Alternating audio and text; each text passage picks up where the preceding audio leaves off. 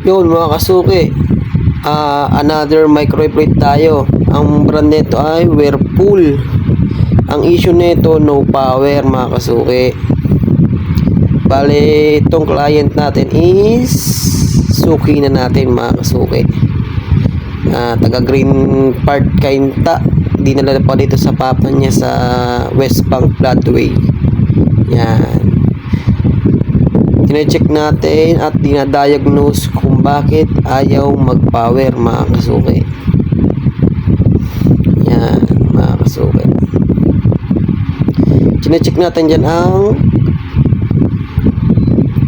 capacitor mga kasuki. Yan, tine-check natin.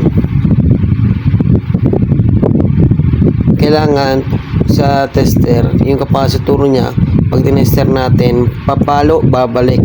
Ang nangyayari dito sa diagnose natin at findings natin, capacitor ang sira, hindi bumabalik ang kanyang capacitor sa resistance. Yan, no? Naka-steady lang, ayaw bumalik. Kaya findings natin capacitor yan. Bali, may dala tayo dyan na capacitor yan, nakasalpak na.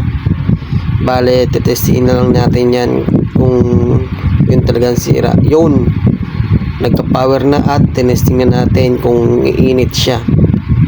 Yan, tapos na. Yan, okay.